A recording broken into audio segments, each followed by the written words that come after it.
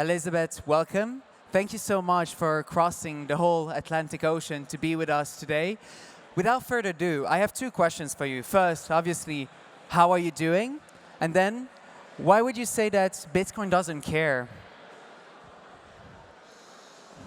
Okay, well, hey everybody. It's so great to be back in Paris. This is a city that is near and dear to my heart. I actually spent a lot of time here when I was younger. Studied French. Je parle français un peu. And it's so incredible to be able to be here today to speak about a topic that's near and dear to my heart, which is, of course, Bitcoin. And the name of this session is entitled Bitcoin Doesn't Care. And what that means is the nature of Bitcoin is that it is resilient. We've had so many ups and downs as a community in terms of building a global decentralized money. And for example, there's a website out there called Bitcoin Obituaries. I suggest you check it out. That says that Bitcoin has died 477 times. It's funny, they actually, the last time that Bitcoin died was in April of 24. So maybe it's just stopped dying. Or people have just stopped declaring it dead. But every single time, Bitcoin rises from the dead. And that is the nature of how it works. OK, so there's a meme within the Bitcoin community. We call Bitcoin the honey badger. How many people here in the room know about honey badger don't care? OK, good. OK, a number of folks. So for those that are not familiar with a little bit of internet history, there is a famous meme about a honey badger. And the honey badger don't care. It's just doing its thing. It's not afraid. It's resilient. And this is the nature of this technology.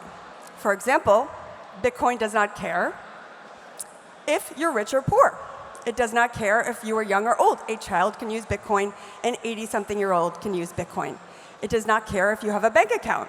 It does not care if you live in a democracy or an authoritarian regime. Bitcoin doesn't care if you are a human or an AI agent. It is open to all, which is a key element of how this technology works. So at the end of the day, no matter the price today, we're at what, like 108,000 USD, close to all-time highs. There have been many times where Bitcoin has gone down, it has gone back up, and yet every 10 minutes on average, a new Bitcoin block is mined. And as we say, tick-tock, next block, the Bitcoin blockchain continues. And for example, for the past 10 years, more than 10 even, Bitcoin has had 100% uptime. It is decentralized. It is available to everyone around the world. And that's what keeps it going. Thank you, Elizabeth. And now you already said a few words about Bitcoin. Many people here, I assume, knows you as the founder and CEO of Lightning Labs, the Lightning Network. Can you tell us a bit more about the current state of the Lightning Network? How much volume are we seeing these days? Where is Lightning Network at today? OK, so how many people here are familiar with Lightning or what Lightning is? OK, a good amount. So for those that are less familiar, Lightning is a layer 2 network on top of Bitcoin that enables instant high-volume transactions with low fees. Importantly, it is decentralized. There are tens of thousands of nodes on the network. And for example, if a couple of those nodes go down, the Lightning Network still operates, much like the internet, right? If a couple of servers on the internet go down, the entire internet does not go down. And with this technology, you can send Bitcoin instantly at a high volume. For example, the Bitcoin blockchain only does about 5 to 10 transactions per second. With Lightning, you could do many millions. There's really no upper limit. And the fees on Lightning, in fact, you can send less than 1 US or Euro cent for a fee that's even smaller than that. So you can have true high-volume micro-transactions with Lightning. Now, Lightning is reliant on the security of the Bitcoin blockchain. Bitcoin is the most secure blockchain. It has the most hash power backing it up. It is the most liquid, over a $2 trillion market cap, and the most decentralized. So Lightning is reliant on the security of the Bitcoin blockchain. It's fully non-custodial, and it's decentralized. We at Lightning Labs are the lead developers of one version of the Lightning Network, an implementation called LND. And importantly, the Lightning Network is not controlled by anybody. It's like the internet. Anybody can come along and build their own implementation of Lightning, kind of like browsers in the open web. We're building the most popular, but other people are building their own versions, and it's interoperable. So the way we've built this is anyone can build their version of Lightning, and all the versions of Lightning talk to each other with interoperability. And we've seen a huge amount of progress. Now, importantly, Lightning is used for payments, day-to-day transactions. If you're going to send millions of dollars of Bitcoin, you do so on the Bitcoin blockchain. And maybe you'll wait for 3 confirmations, 30 minutes. On average, every Bitcoin block's about 10 minutes. But with Lightning, if you're sending cents to, say, thousands of dollars, it enables these transactions. A couple years ago, we were looking, it was early days of Lightning, and we had, say, about tens of millions of dollars in annual volume. Small transactions, it was small. Today, we're looking at tens of billions, so we've 1000x'd. And in the future, we're headed to tens of trillions. And for example, just 2 weeks ago at the Bitcoin conference in Las Vegas, our friends over at the company called Block that operates Square announced that they're launching Bitcoin transactions with Lightning to their 4 million merchants in the US, where people are going to accept Bitcoin over the Lightning Network, which is huge in terms of gaining more adoption. We also have major exchanges on board, including Binance, Coinbase, Kraken, Bitfinex, who was actually the first major exchange to adopt the Lightning Network. So we've seen a huge amount of growth in terms of volume, in terms of developers. And today, this is all with Bitcoin. But soon, which we'll get to, we will have stable coins, including Tether, on the Lightning Network, which is going to supercharge that volume. Thank you, Elizabeth. I think, being here, all Web3 enthusiasts, Bitcoin enthusiasts, we can't wait to see the day where Lightning Network will see these trillions of dollars of transactions. You touched a few words about decentralized infrastructure. Maybe you can tell us a bit more how humans today are creating the future of money using decentralized infrastructure, but also layer 2s. So sometimes people think, oh, well, there are no developers working on Bitcoin. In fact, the opposite is true, and there's an incredibly passionate, involved developer community around Bitcoin. And what this community is focused on is bringing utility. Bitcoin is not going to be a big meme coin community, but instead looking at financial use cases, applications that are bringing value to the people that are using Bitcoin and want financial products that will have greater utility for them. So we've seen a huge amount of development around the Bitcoin DeFi space. For example, there are new technologies that are actually about to ship and be released to enable greater computation on Bitcoin. My friends at Botanics are building something called the Spider Chain that will bring DeFi and EVM contracts to Bitcoin on a layer 2. We have zero-knowledge rollups, bringing greater privacy to Bitcoin. For example, the folks at Alpen Labs that are building ZK rollups connected to the Bitcoin blockchain for greater privacy and also financial products computation. They recently announced they're launching a Bitcoin-backed stablecoin. We have another group called Citria bringing computation to Bitcoin. So there's a group of people that are launching computation. There's a technology called BitVM that actually brings Turing completeness to Bitcoin. How many people know what Turing completeness means? Any geeks in the room? OK. Turing completeness means that you can perform any computation that is possible. Ethereum, by nature, is Turing complete. Bitcoin itself, actually, on the base layer, was designed to have a limited computation because the more computation you can have, the more software you can write, the more bugs you can have, and there could be security issues. What a technology called BitVM does is it actually brings the ability to validate and verify Turing-complete computation on the Bitcoin blockchain. So there's a developer community around that. I believe they're releasing their V3 third version. We have other technologies bringing, say, off-chain transactions to Bitcoin, including something called ARC. We have eCash, which are ways to have fully private transactions. Fun fact, eCash is actually a predecessor to Bitcoin and cryptocurrency, originally invented by a guy named David Chaum back in the day, pre-Bitcoin. And so there's something called Cashew, which is a form of eCash. There's a whole developer community around that. Something called Fediment, which is a federated, so a shared state style of transacting with Bitcoin and eCash. And interestingly, so the Lightning Network, as I mentioned, is open interoperable. It's like the internet. It is not a walled garden. There's no token. It's operating with Bitcoin. And all of these new Bitcoin DeFi products and layer 2s use the Lightning Network to talk to each other. So what Lightning becomes is this lingua franca and this interoperability layer connecting all of these, say, a lending protocol, say, a trading protocol. People might issue Bitcoin-backed stablecoins, and all these new financial products are using Lightning so that they can talk to each other on these different layer 2s. So if you haven't yet looked into it, I highly suggest checking out the new renaissance of Bitcoin development and bringing new financial products to Bitcoin in a decentralized manner. Sounds amazing. Now, I would want to come back on a few things you quickly mentioned before. You mentioned Tether. I would want to ask you, what is Bitcoin role alongside stablecoins in this multi-global asset economy and also in emerging markets today? So, we at Lightning Labs have been building a technology for Bitcoin based on an upgrade to Bitcoin called Taproot, kind of geeky, developer-centric. It's called Taproot Assets. And the idea is we want to bring multi-asset, so stable coins, other financial assets, fiat currencies, to both Bitcoin and the Lightning Network. And kudos to my co-founder and brilliant CTO who loves sitting at his computer. He's the fastest talker in all of Bitcoin. Goes by the name roast beef, no T on the internet.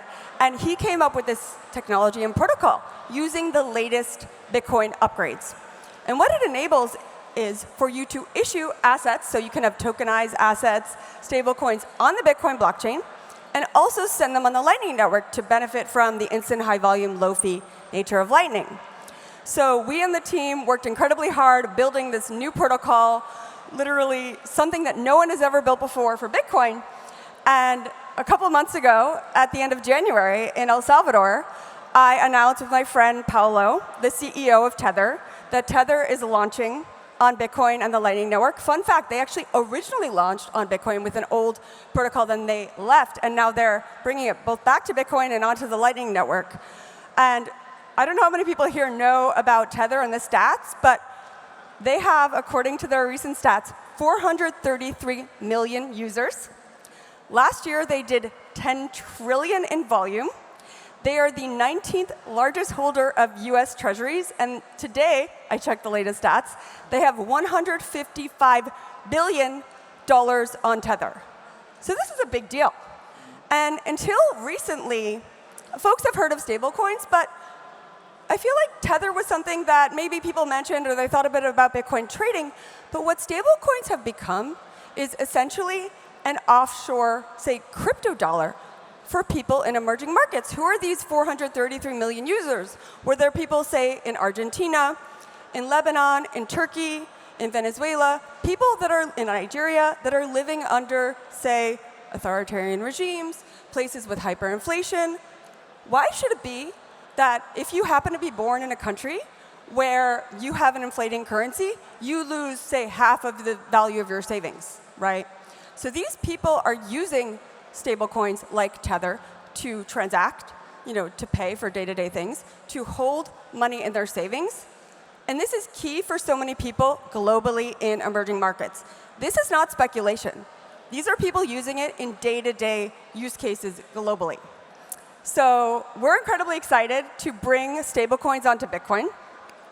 Today, we actually already have live 3 wrapped versions of Tether. And in fact, just 2 weeks ago, we announced with a startup in the community named Speed that there's a wrapped USDC Circle stablecoin on Lightning.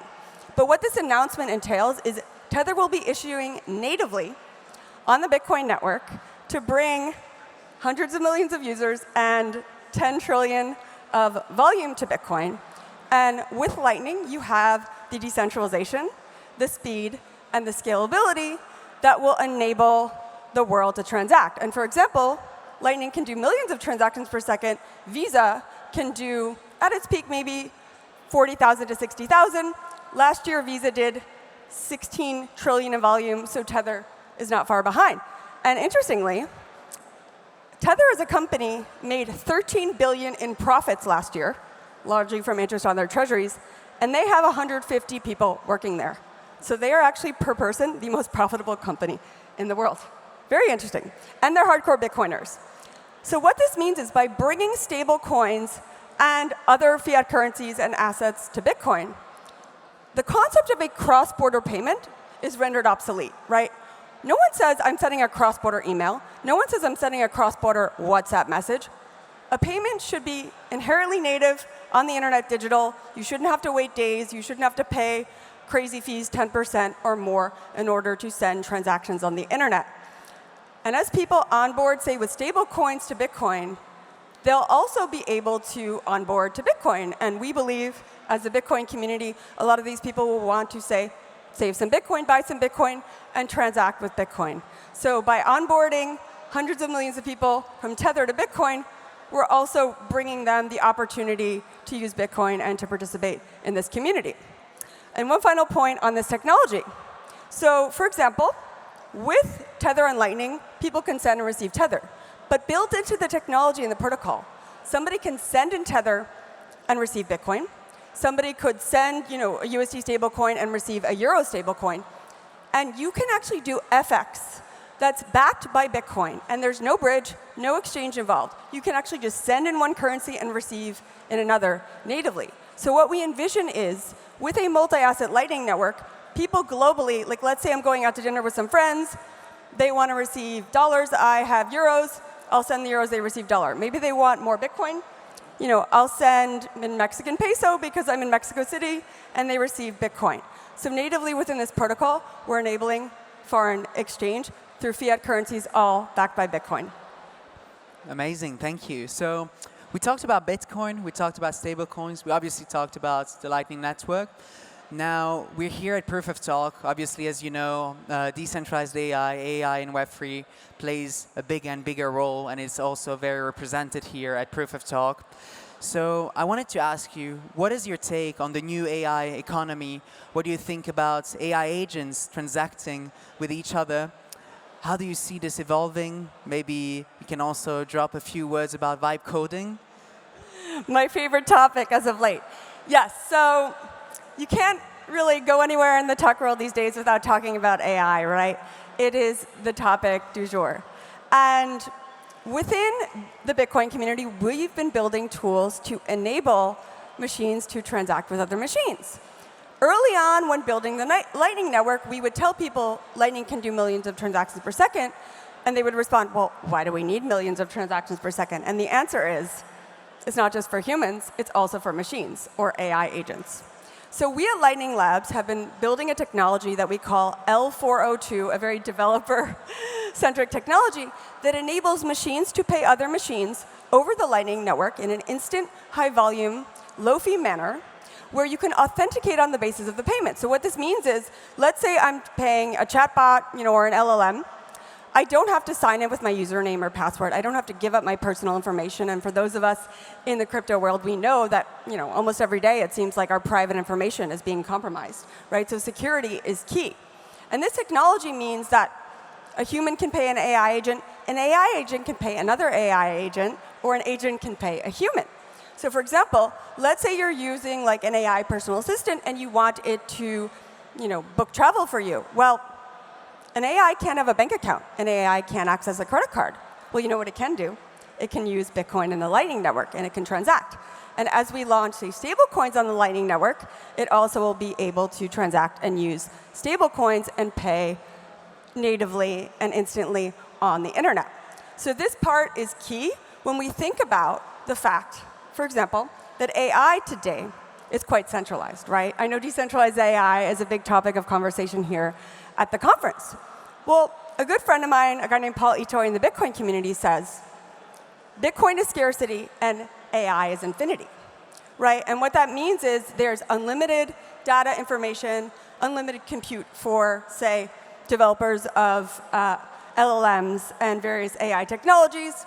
they can consume more and more compute and, say, energy in order to build their models.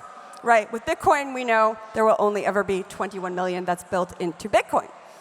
And so what we've seen today is a huge amount of centralization within AI, right? We have these mega behemoth companies, be it big tech or the ascending big tech, that are raising more and more money from VCs to build their models. And it's a very centralized approach. So if we're going to enable decentralized AI, we need a decentralized monetization mechanism for the AI economy. So 2 weeks ago, when Paolo, CEO of Tether, spoke at the Bitcoin conference, he talked about how Tether is launching on the Lightning Network, and he said, we're going to bring it to trillions of users. Turns out we don't have trillions of humans just yet. But he meant trillions of AI agents, because we likely will have those. And if I'm a developer, say, building a new model or using open source technology, which, by the way, is also key to developing decentralized AI, we need more and more open source alternatives as opposed to the proprietary approaches of big tech. And really, we can call them big AI.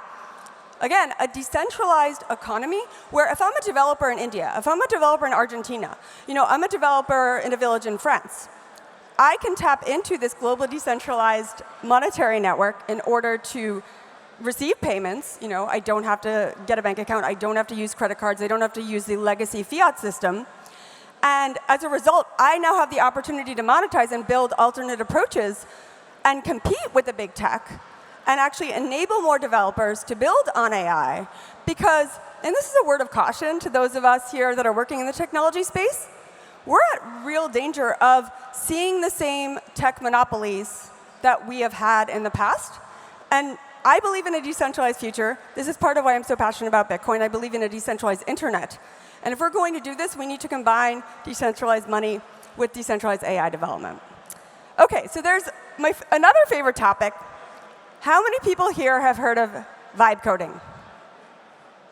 OK, so for those that are not familiar, vibe coding, coined in February, in fact, by Andrej Karpathy, formerly of OpenAI, is the concept of coding, where you're really vibing, where a human is telling an LLM, an AI, what to build, and the AI builds it.